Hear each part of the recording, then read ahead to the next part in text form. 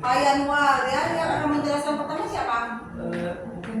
Siapa silakan perkenalkan Pak Yanwar dulu. Yang kedua pemateri dari kedua atau siapa yang akan menjelaskan yang kedua? Saya Muhammad Dafi Rahman.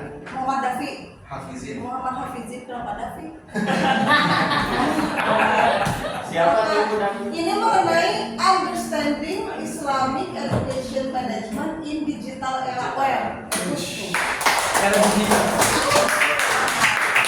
Harus seperti apa katanya di era digital ini? Era digital ini mungkin Buya kita mungkin. Oh iya. Yang pasti kita yang di sini yang dijelaskan dalam jurnal ini membahas tentang bagaimana manajemen pendidikan Islam itu di era sekarang, era 4.0 ini ya Bu, ya, era digital atau era digital cyber lah. Gitu. Yang dimana berbagai perusahaan, berbagai bidang pendidikan itu mereka itu berbasisnya itu semuanya itu berdasarkan teknologi gitu.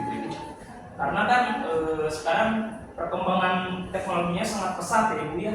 Nah oleh karena itu di sini pendidikan menjelaskan tentang pendidikan itu harus gitu, harus berkecimpung di dalam era tersebut gitu. Seperti itu. Harus mengikuti perkembangan zaman. Harus mengikuti perkembangan zaman.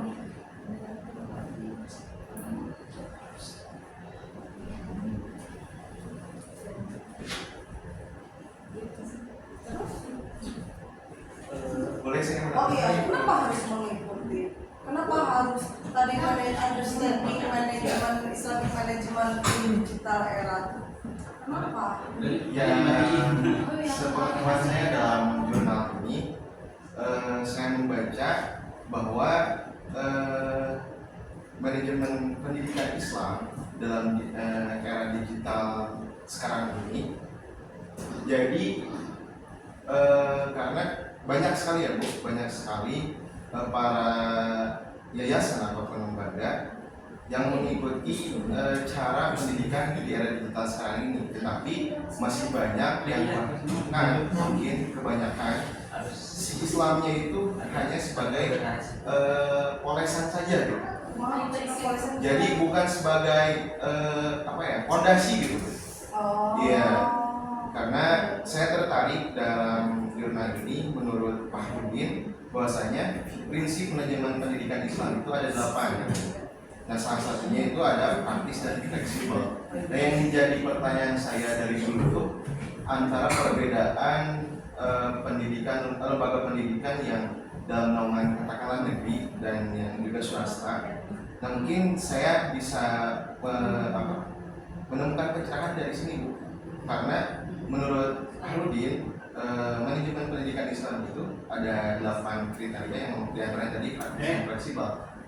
Menurut saya memang dalam perencanaan ataupun kebijakan gitu ya yang dibuat oleh pendidikan yang non formal katakanlah swasta itu memang fleksibel Bu kebijakannya, tidak sesuai dengan kalau di negeri kan itu sesuai dengan arahan dari pemerintah gitu kan. Nah kalau di swasta mungkin hanya ya kebijakan yang sesuai dengan yang ada diperlukan di situ gitu, mungkin tidak sesuai dengan arahan pemerintah. Nah mungkin saya menemukan pencerahan dari situ mengenai prinsip manajemen pendidikan Islam di era digital. Nah mungkin berlandaskan dari situ. Jangan mungkin pasti. Maaf. Ya jadi berlandaskan dari situ kebijakan-kebijakan yang dikeluarkan dari lembaga ataupun pendidikan yang non negeri gitu ya, yang bersangkutan juga dengan era digital yang jadi tidak sesuai dengan arahan pemerintah. Ya jadi agak dari segi apa tidak sesuai? Ya kayak misal saya tuh dulu di sekolah di swasta ya Bu, kebetulan jadi ada kebijakan pendidikan yang tidak sesuai itu bukan tidak sesuai ya ya beda lah dengan sekolah negeri gitu. Jadi kalau di swasta tuh kayak mengeluarkan kebijakan ada jogging setiap hari Jumat, kan itu tidak ada aturan dari pemerintah ya Bu, tapi itu memang inisiatif dari lembaga saja. Kalau misalkan disangkut pautkan dengan di era digital, Kayak misal di pondok pesantren kan tidak boleh memegang alat digital selama ada di pondok pesantren, dan juga bahkan dibatasi gitu. Misalkan ada juga setiap hari Minggu, itu juga untuk kebutuhan sekolah dan tugas-tugas lainnya. Ini seperti itu. Menambahkan ide terkait ini, mungkin setelah saya baca tentang jurnal ini lebih bertujuannya untuk pemberian pemahaman tentang bagaimana pentingnya kita selaku lembaga pendidikan Islam untuk bisa lebih mengikuti tentang era digital ini gitu. Karena saya pernah mengajar dulu itu di sebuah sekolahnya itu lebih ke perkampungan gitu pada saat itu ibu. Nah, yang dimana di sana itu orang-orangnya itu sangat menolak yang akan namanya itu perubahan zaman teknologi gitu. Iya ibu, betul. Jadi mereka itu ketika ada sekolah, kita itu membuat Iya itu ada kayak gitu. Ada gimana? Yang menolak teknologi. Ada. Jadi orang-orang terpinggirkan gitu loh. Ada. Sudah nyaman dengan kultur di sana gitu. Jadi mereka itu tidak mau menerima Tapi kenapa maksud aku kenapa nggak mau pakai teknologi? Ada sisi adat kayaknya. Iya ibu. Oh. Lebih ke ada sih ibu. Iya. Kebiasaan. Kebiasaannya ibu seperti itu. Jadi ketika saya Oh ini pernah dibaca?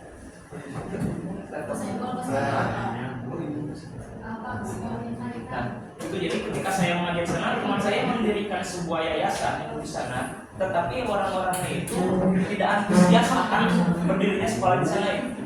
Jadi karena apa? Ketika saya berbicara atau ngobrol dengan warga itu lebih, ayo udah ketika anak saya boleh bersekolah tapi sampai SD aja udah SD ya udah, mereka kerja aja gitu. Jadi tidak ada antusias lebih gitu. Kalau dari penggunaan teknologi ini gimana? Apalagi penggunaan teknologinya tidak ada yang namanya itu, ada beberapa mungkin orang-orang yang yang ada gitu, orang-orang yang ada, tapi kebanyakan warga-warga di sana itu kurang antusias gitu terhadap hal tersebut. Tapi kan sekarang mah zamannya beda ya. Iya. Kan sekarang mah anak-anak zaman sekarang itu adalah anak-anak yang lahir mereka sudah di zaman teknologi, yang mereka itu lahir sudah ada HP, yang mereka lahir itu sudah ada internet. Beda kayak sama saya dulu.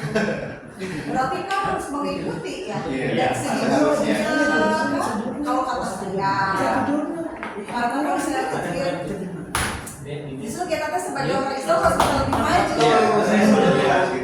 Harusnya kita sebagai orang Islam harus lebih bisa meresap gitu. Jadi saat ini ada teknologi, masa orang di TikTok aja nih joget-joget bisa laku, masa kita yang menyebarkan tentang ilmu keislaman mereka berlomba-lomba loh untuk itu. Masa kita yang emang ingin menyebarkan dakwah harusnya lebih berlomba-lomba kan gitu seharusnya. Jadi saya juga ibu berpikiran dari sudut pandang saya mungkin kebanyakan memang diharuskan gitu ibu ilmu tentang pendidikan Islam itu harus lebih dibicarakan lagi di era digital ini, apalagi di TikTok gitu. Kalau kata Pak Dedi waktu matrikulasi ke mahasiswa baru, kalau sekarang zaman ini kan ayo kita pakai TikTok untuk menyebarkan tentang pendidikan ini. Kalau sekarang kan trennya IG, ayo kita pakai IG ini untuk menyebarkan ilmu. Kita pun berlomba-lomba. Tergantung sekarang yang trennya apa. Jadi kalau saya pikir Islam itu seharusnya mengikuti perkembangan zaman. Dan Rasul juga kalau ada di zaman sekarang pasti akan dakwahnya pakai internet juga. Menurutnya gitu. Ini mah yang kata saya. Berarti kan harus mengikuti perkembangan zaman supaya umat Islam itu jangan ketinggalan. Tapi kalau misalkan ada yang menolak kan itu berarti kita tidak tahu ya.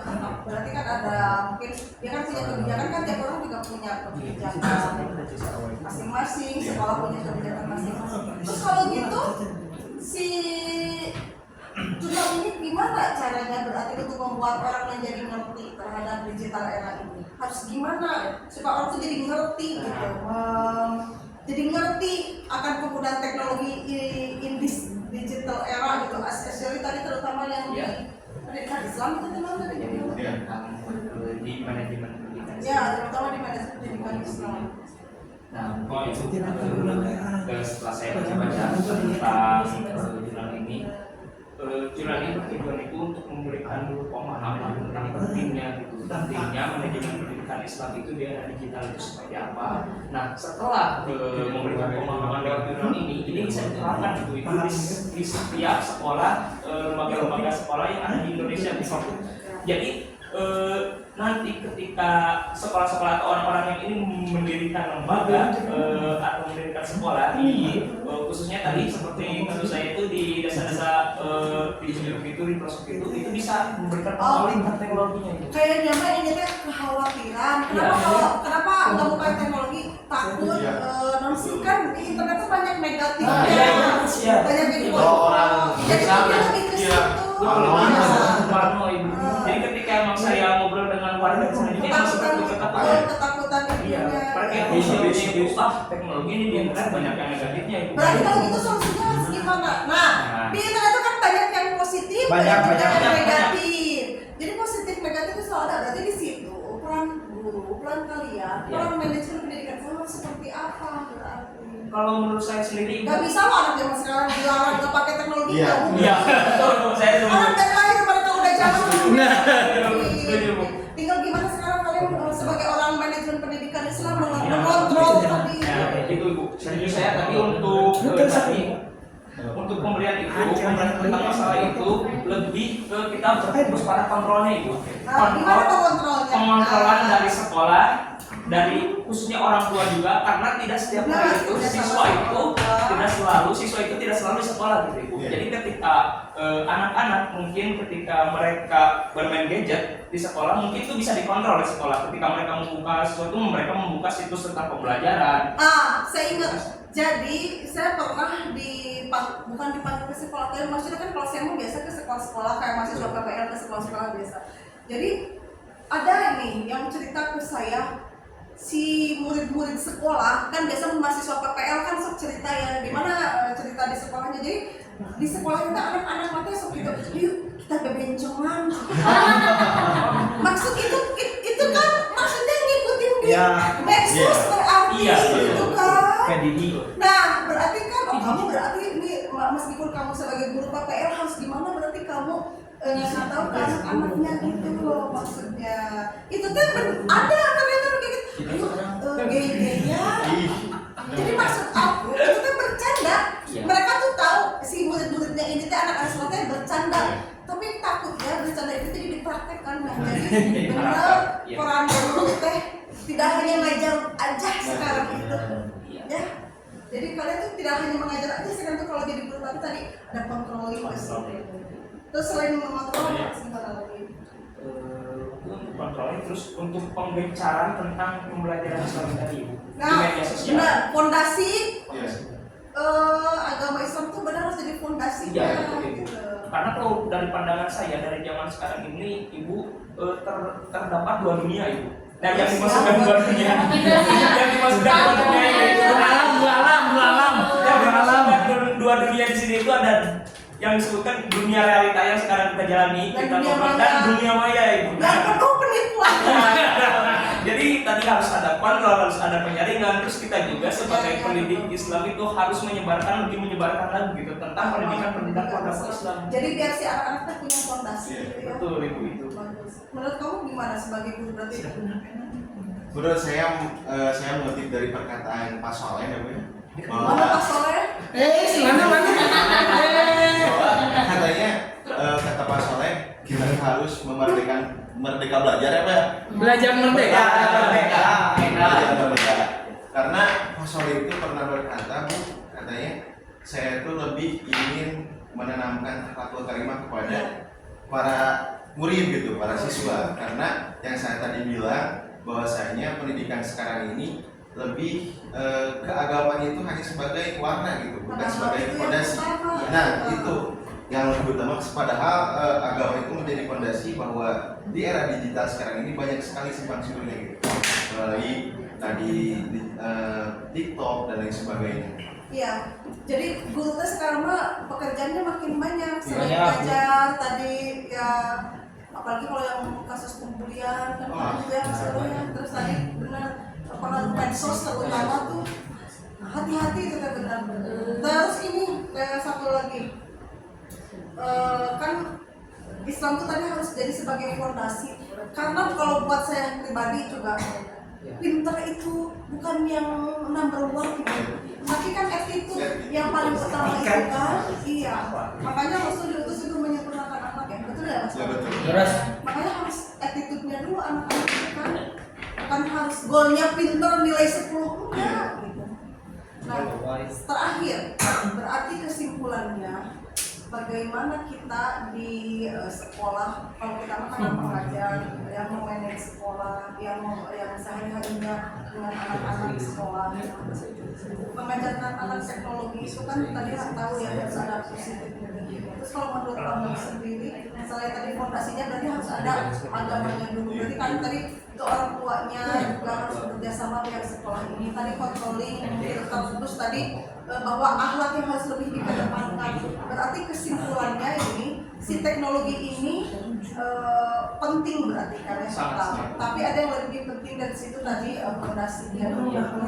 Sekarang solusinya harus seperti apa? Kira-kira. Solusinya mungkin sebagai itu PR kita semua ya sebenarnya, PR kita sebagai pengajar, PR kita sebagai pendidik nanti ke depannya untuk lebih menerapkan lagi ajaran-ajaran agama di era digital ini, khususnya di media sosial. Jadi jangan cuma seminggu sekali kalau di sekolah. Iya betul.